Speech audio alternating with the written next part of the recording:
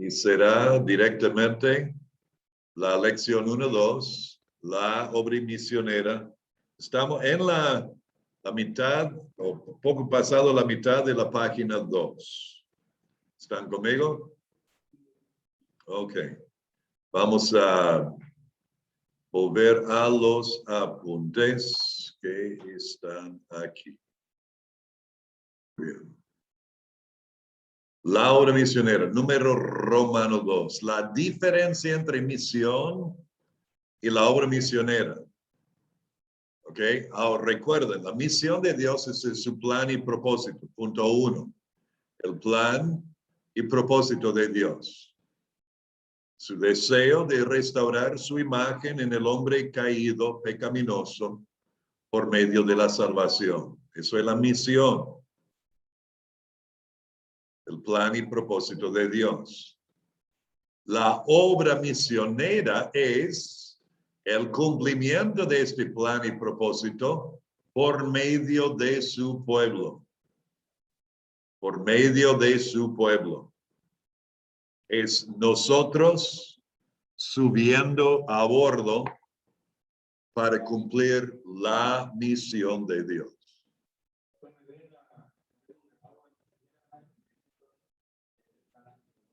Por medio de su pueblo. Por medio de su pueblo.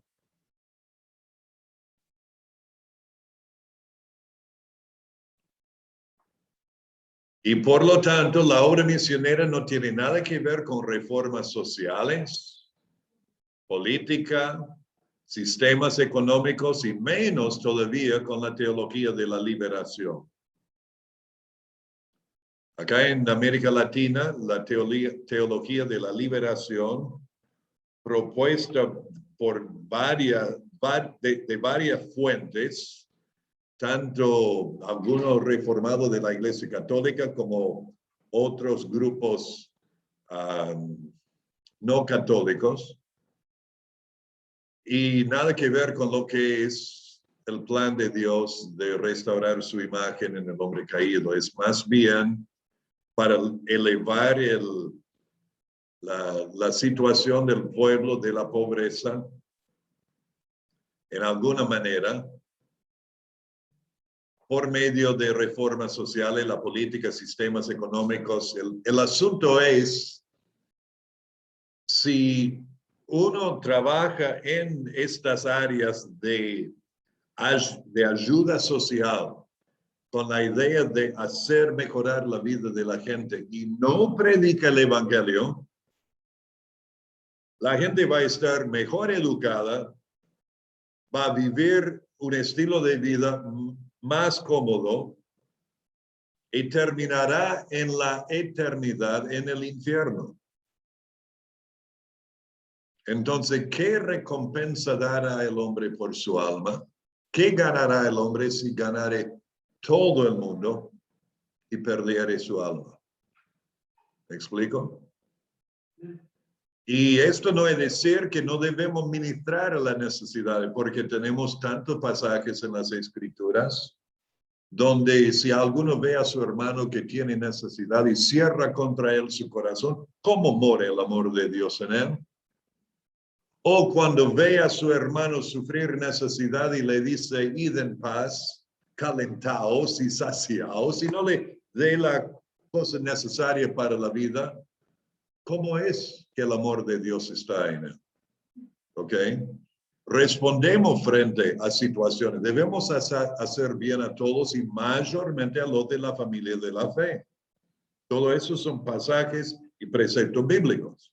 Sin embargo, el énfasis de Dios y el énfasis para nosotros es en lo que es el estado eterno del alma de la persona. Tiene que ser el enfoque. Ahora, la definición de la obra misionera, número B o letra B, para los que usan el alfabeto, el cumplimiento de la misión de Dios es por medio de hacer discípulos. Hacer discípulos. Es ir a los pueblos del mundo. ganándolos, bautizándolos y enseñándoles a obedecer todo lo que Dios ha mandado, a fin de que puedan llegar a ser miembros responsables de su iglesia y participantes en su misión. Vayan conmigo a Mateo 28. Primer pasaje que tienen que aprender de memoria. Voy a ser bondadoso y no malo en decir que la semana que viene necesitan aprender de memoria Mateo 28, 18 al 20. No los 5 pasajes, sino este nomás. ¿Qué dice? Y Jesús se acercó y les habló diciendo. Mateo 28, 18. Toda potestad me es dada. Léanlo en voz alta conmigo. Toda potestad me es dada en los cielos y en la tierra. Por tanto, id y haced discípulos a todas las naciones, bautizándolos en el nombre del Padre y del Hijo y del Espíritu Santo, enseñándoles que guarden todas las cosas que os he mandado. Y he aquí, yo estoy con vosotros todos los días hasta el fin del mundo. Amén. ¿Ok? Entonces, la obra misionera consiste de 4 partes o pasos principales. A ver, déjenme darle primero punto A, evangelizar a los incrédulos. Punto A. Evangelizar a los incrédulos. Evangelizar a los incrédulos.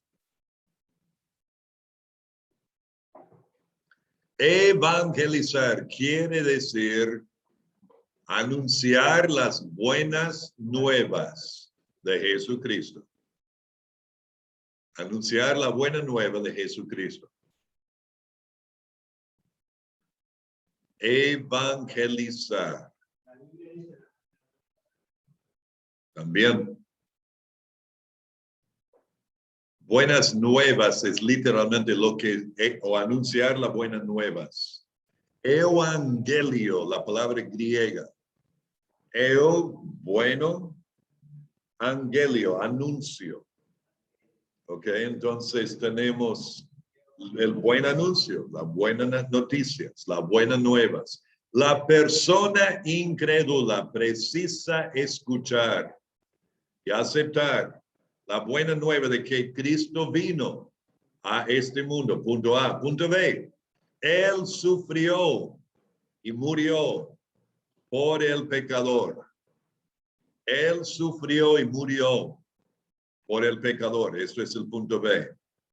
Mi página se ve un poco distinto que de ustedes. Perdón. Él sufrió y murió por el pecador. Are you ready? ¿Listos? Sigamos, punto C. Sí, ya le voy a mostrar el cuadro, el gráfico. Punto C. Luego resucitó de los muertos. Luego resucitó de los muertos.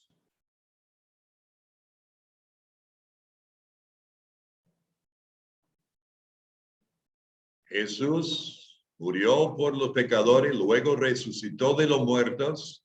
Punto D, para salvar al pecador de sus pecados. Para salvar al pecador de sus pecados. Para salvar al pecador de sus pecados.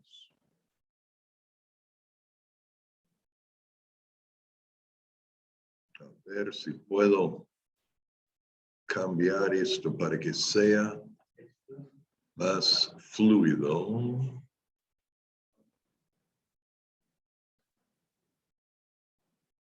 Modo de lectura. No, eso no. A ver, no se vayan. Ya voy. Modo de lectura. Ahí está. Mejor. Ahí estamos. Ok, ahora voy a ampliar esto un poco. Córrelo. Así. Eso es bueno, pero no va a incluir todo. Ok. Y la meta de evangelizar es que el incrédulo o pecador llegue a ser creyente. Un hijo de Dios por la fe en Jesucristo. Llegue a ser creyente. Ok, voy a parar o pasar a este gráfico aquí, que sería, también tenemos, por tanto, ir de hacer discípulos a todas las naciones, el gráfico que tienen allí al pie de la página anterior, ¿está ahí? ¿Dónde está? ¿O está ahí? Ok. Número 1, entonces, es de evangelizar para que llegue a ser creyente, la persona incrédula. Evangelizar para que llegue a ser, no, al pie de la página. Chris, fíjate en la página anterior. Ahí está. Hay que anotar esto. Ahí, hermana. Ahí está. Al pie de la página 2. En la línea curvada de evangelizar. Y allí, arriba de la flecha, para que llegue a ser creyente.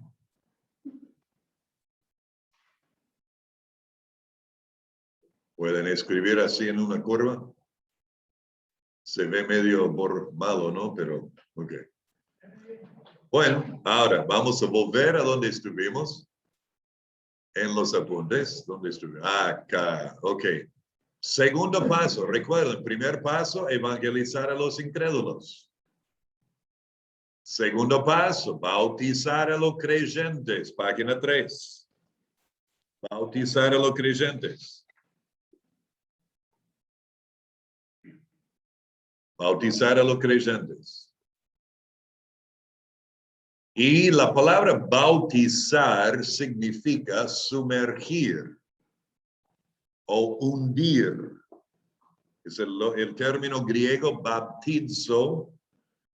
El sonido fue traído a castellano, bautizo, primera persona singular, no fue traducido. Si fuese traducido sería sumergiéndolos, hundiéndolos. Sí, o sea, transliteración, trajeron el sonido a castellano y no el significado. Pero así sí ha sido casi todos los idiomas.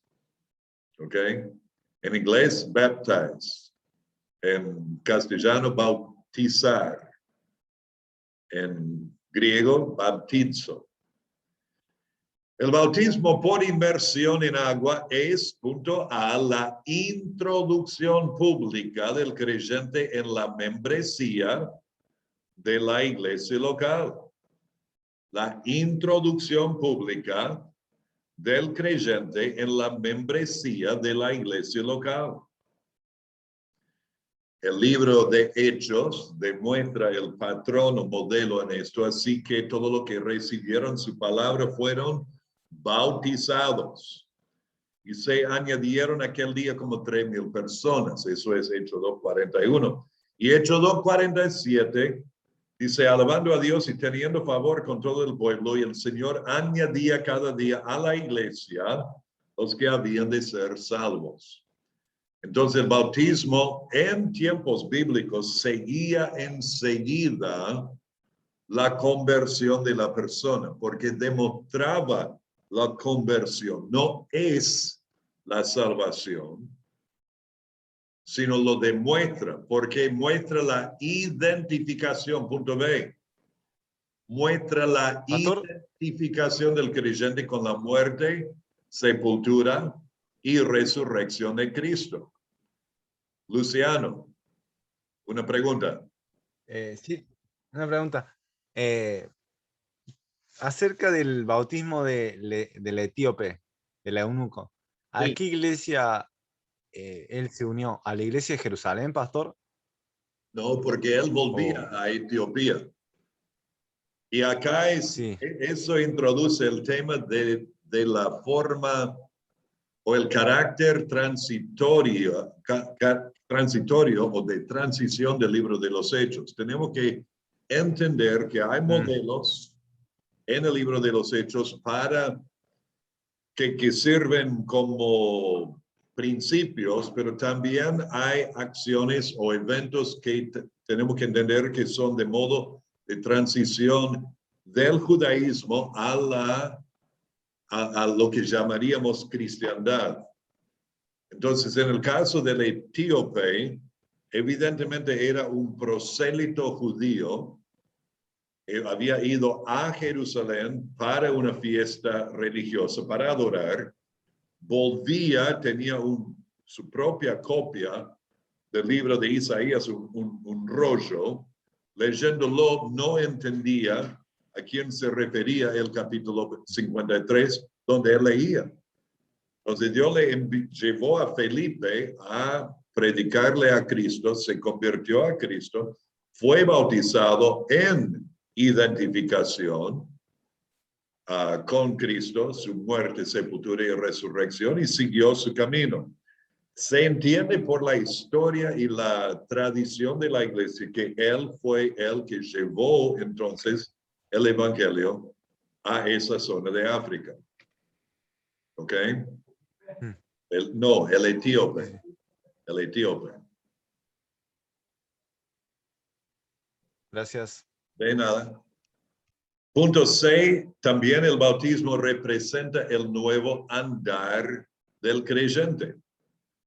Romanos capítulo 6, versículo 4, habla de ser resucitado para andar en vida nueva. Lo dice, porque somos sepultados juntamente con él para muerte por el bautismo, a fin de que como Cristo resucitó de los muertos por la gloria del Padre, así también nosotros andemos en vida nueva. Y muchas veces decimos que es el primer paso de obediencia del creyente. Primer paso de obediencia, punto D. Decimos eso. ¿Ok? Digo que decimos eso. La Biblia no lo dice. Pero es llamativo que en el pasaje de Mateo 28, y de hacer discípulos, bautizándolos y luego enseñándoles.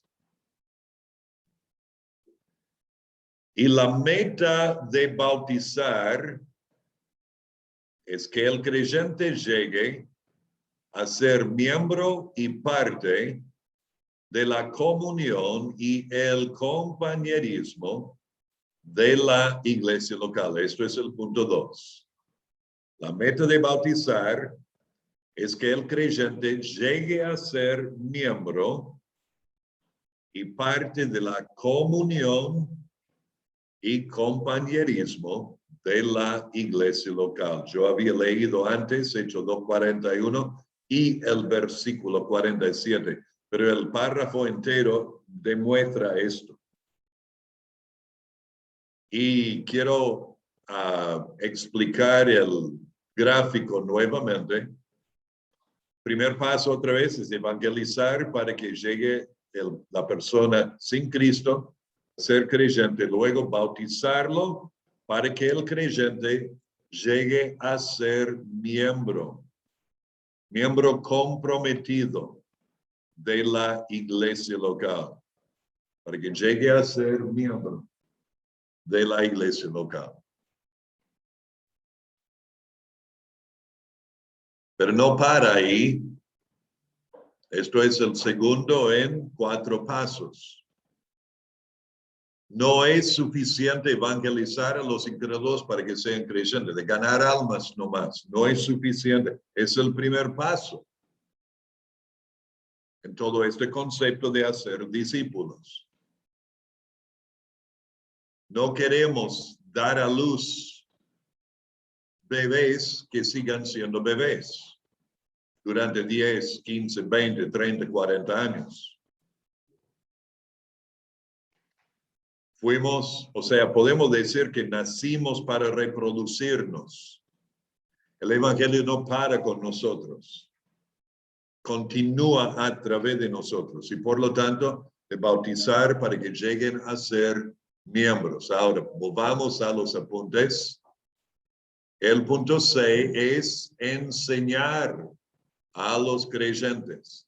Enseñar a los creyentes. Punto 6. Despertate.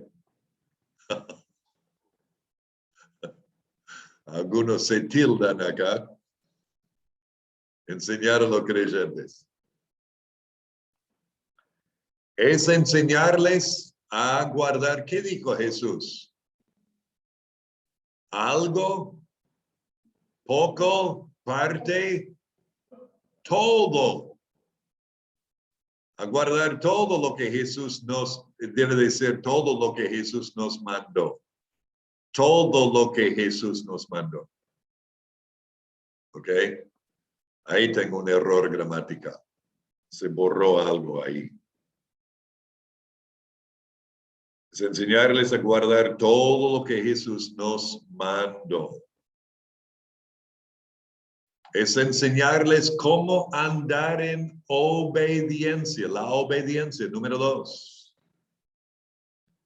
Es enseñarles cómo andar en la obediencia. Es enseñarles cómo desarrollar hábitos bíblicos, con H, hábitos bíblicos. Estos son también disciplinas espirituales. El hábito bíblico de todos los días orar, punto A, la oración. La oración, punto A. Punto B, el tiempo diario con Dios. El tiempo diario con Dios. Hermanos, estos hábitos, si no los han desarrollado, es tiempo de comenzar. El tiempo diario con Dios. La meditación en las Escrituras. Punto 6. La meditación en las Escrituras. Y esto viene por la mayor parte por medio de la memorización de las Escrituras. ¿Está? La memorización. Meditación en las Escrituras. Déjenme parar aquí un cachito. Con algunos hermanos tenemos un grupo de discipulado y nos propusimos hace un par de meses atrás, habíamos aprendido 2 o 3 versículos de 2 Timoteo capítulo 2. Entonces propuse a los hermanos en el grupo, nos reunimos casi todas las semanas, una vez en la semana, a aprender de memoria todo el capítulo 2. Y la idea era de aprender 2 versículos por semana. Uno de los hermanos, no fui yo, se entusiasmó y en la segunda semana aprendió todo el capítulo, 26 versículos. Y nos mandó un mensaje de audio recitándolo con algunos errores. Y el día siguiente lo mandó otro audio, 5 minutos. Recitándolo con algunos errores. Y lo hizo toda esa semana. Y ¿saben lo que eso fue para mí y para el otro hermano en el grupo? Una motivación, un incentivo. Y lo llamativo es, no fui yo como pastor haciéndolo, fue el otro hermano. Y él dijo que jamás había hecho esto, jamás había memorizado un capítulo entero así. Luego, ahora, ya con el otro hermano lo hemos logrado los 3. Ahora estamos comenzando con el capítulo 1 de 2 Timoteo. Y esta mañana ese hermano mandó un audio habiendo aprendido los primeros 7 versículos. Esto habíamos decidido el sábado pasado. Entonces, si decís, ay, yo no puedo hacer esto, no lo creas. Ni te creas, ¿ok? Este hermano que hizo esto es un hermano de 48 años. No es un jovencito. Pero entre su trabajo y le da. Entonces, esto cada uno podemos, ¿ok? No escuchen la mentira del enemigo de tu alma diciendo, no podés hacerlo. Porque sí podés. Y esto lleva a la meditación y es llamativo conversando con los hermanos como esto afecta nuestra forma de pensar. La palabra de Cristo mora en abundancia en vosotros, dice Colosenses 3:16. Y la mejor manera es por medio de la memorización, enseñándoles que guarden todas las cosas que os he mandado. También incluye el hábito de testificar a otros. ¿Y cómo testificar a otros del Evangelio? ¿Cómo presentar el Evangelio para poder llevar a la persona a entender su necesidad de arrepentimiento y conversión a Cristo?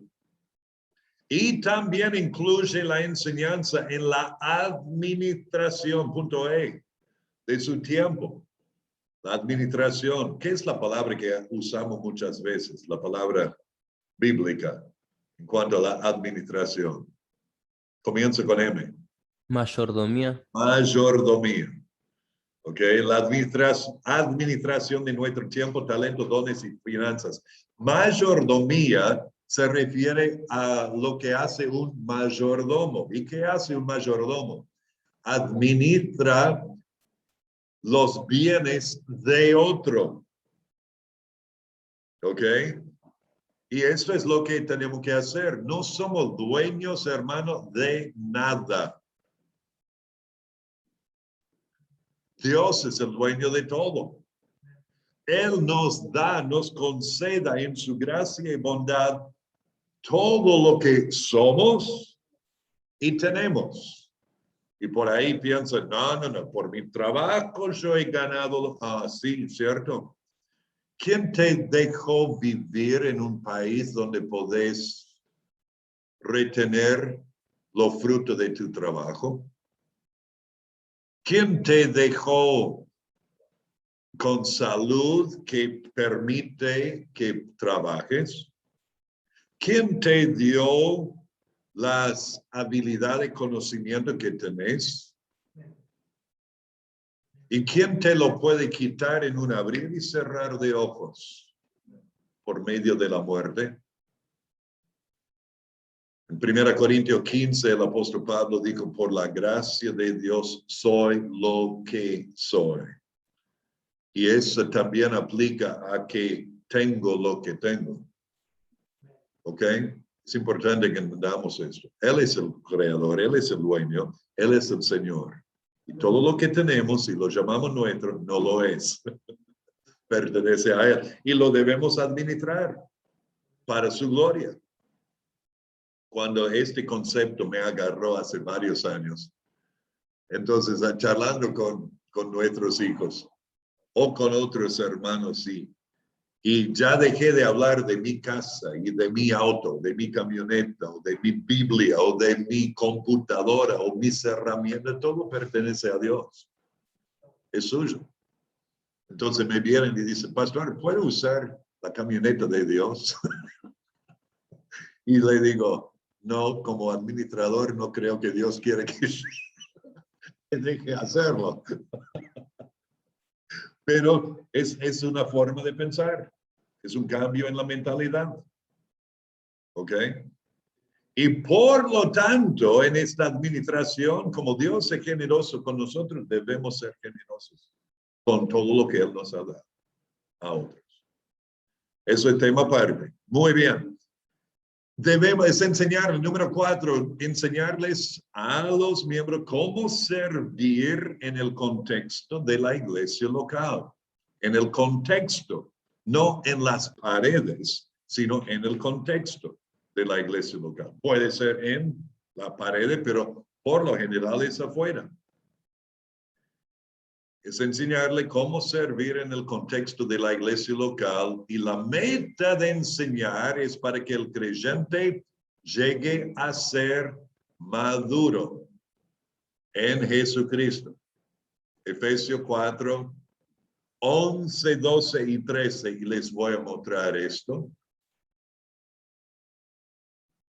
Efesios 11, 12 y 13. Bueno, enseñándole que guarden toda la cosa que os he mandado. Efesios 4, 11, 12. Y él mismo constituyó a algunos,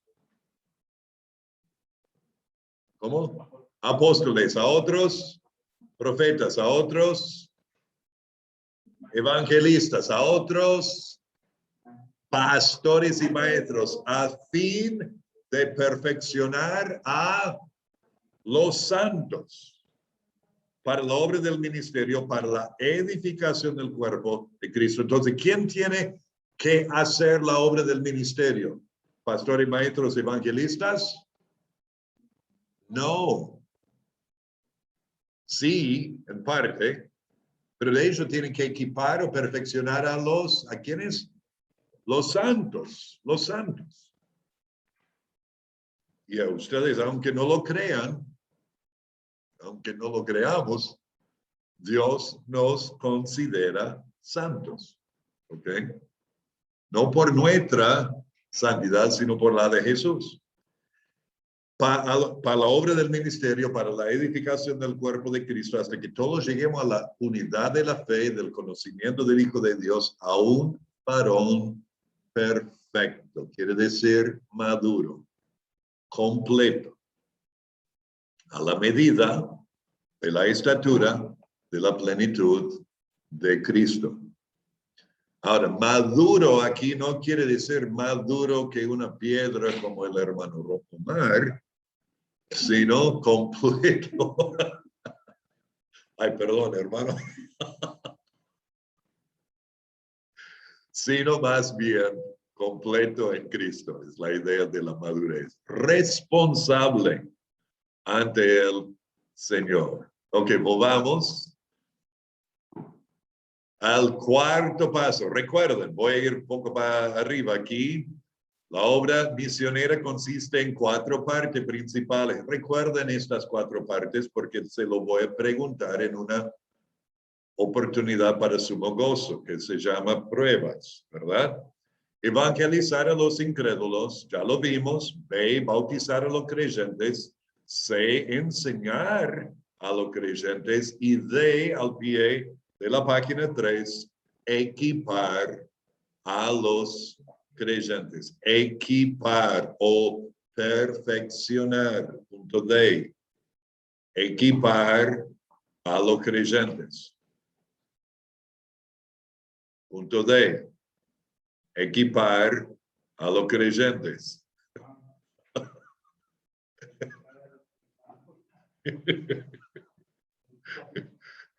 Esas miradas fijas.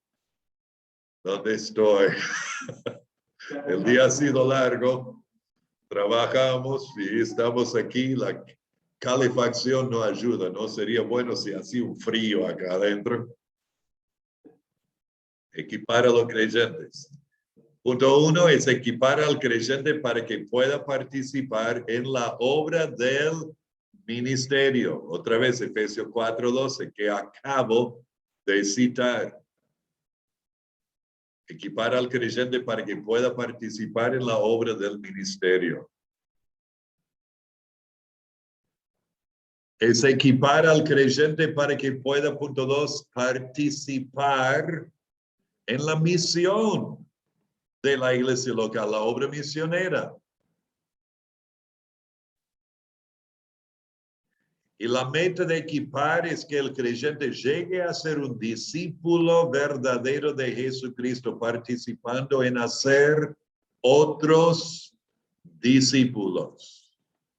Otros discípulos. Participando en hacer otro discípulo. Número 3. Y número 4, el creyente ha de llegar a ser un ministro. Un ministro. Por eso, pero es la obra en la iglesia local, responsabilidad de los pastores, maestros, evangelistas, equipar o perfeccionar a los santos para esto. ¿Ok? Puede ser, según como los hermanos Entonces, para completar la imagen en la página 4, tenemos de nuevo, de Efesios 4, él dio a algunos pastores y maestros a fin de perfeccionar a los santos para la obra del ministerio, es equipar a los santos, a los maduros, para que lleguen a ser ministros. ¿Ok? ¿Ya lo completaron?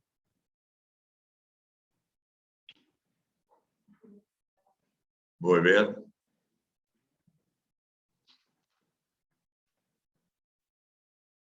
Muy bien. ¿Están listos? Ya saben lo que es todo esto.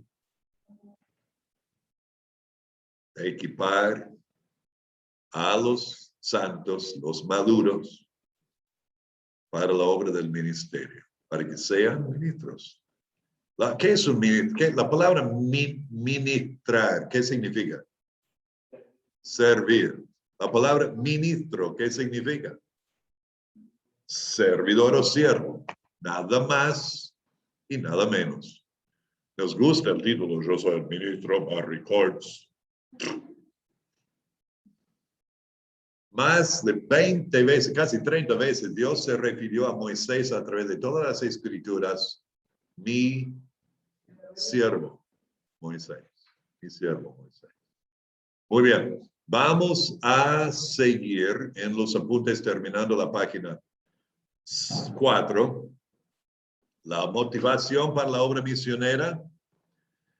La motivación de participar en la misión de Dios está basada en la relación personal que uno tiene con su Dios. Es la relación entre el Señor y sus discípulos, que se caracteriza en obediencia. Además, es un proceso. Primero, número uno, primeramente uno tiene que venir a Cristo respondiendo a su invitación. De hecho, es una invitación, pero también un mandato. Venid a mí, todo lo que estáis trabajados y cargados, Mateo 11:28, y yo os haré descansar. Uno entonces se niega a sí mismo y sigue a Cristo. Dice, tomad mi yugo sobre vosotros y aprended de mí, que soy manso y humilde de corazón, y hallaréis descanso para vuestras almas. Y uno luego hace discípulo, número 3, en cumplimiento a la gran comisión.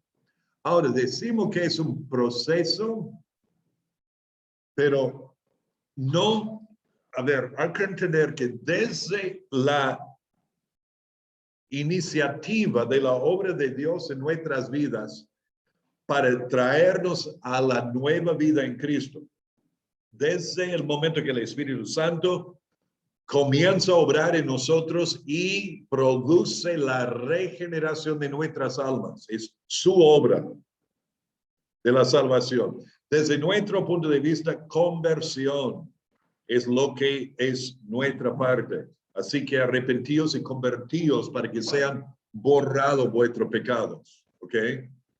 Esa es nuestra parte. Pero si pasamos por esa puerta que dice convertíos y arrepentíos, pasamos y miramos para atrás, dice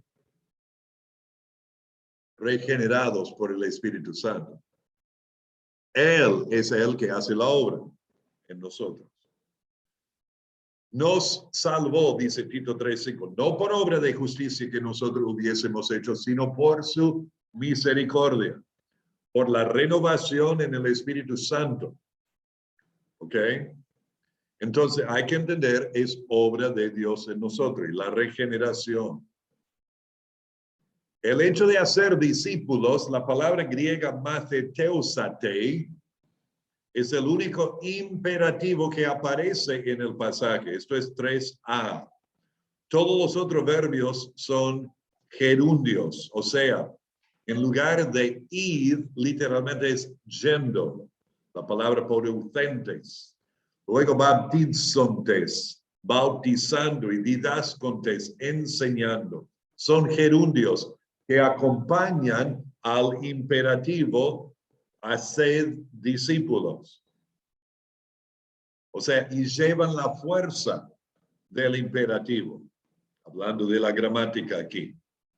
Y dice que debemos ir a todas las naciones, o sea, los etnos o etnias o grupos de gente, punto E, grupos de gente.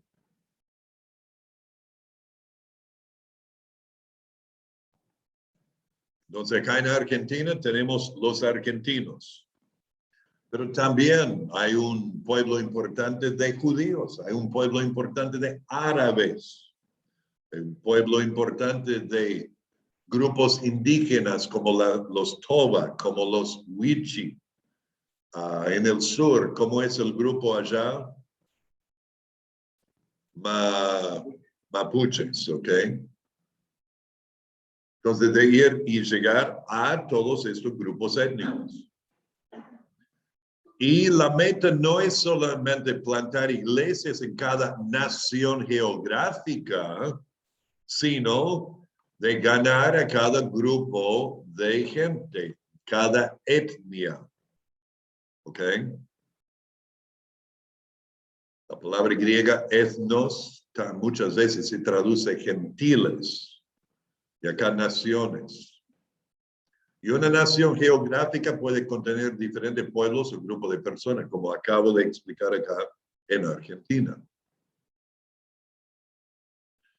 Número 4, la misión de la iglesia se basa en la naturaleza amante de Dios, que le motiva a buscar y salvar. Dios preguntó a Adán, ¿dónde estás? Dios le buscó a Adán. Y Cristo mismo enseñó acerca de la naturaleza de un Dios buscando. Vino a buscar y a salvar lo que se había perdido. Mateo 9:37. Mateo 28:19. Muchas parábolas y como la moneda perdida enfatizan en esta realidad. Y una búsqueda no es suficiente. No es suficiente proclamar, debemos intentar convencer, pero por otro lado entendamos que es la obra del Espíritu convencer. Dios quiere que el hombre sea salvo, punto 2. Pero con todo esto debemos proclamar con claridad, con eficacia, con compasión y amor las buenas nuevas. Muy bien, vamos a tomar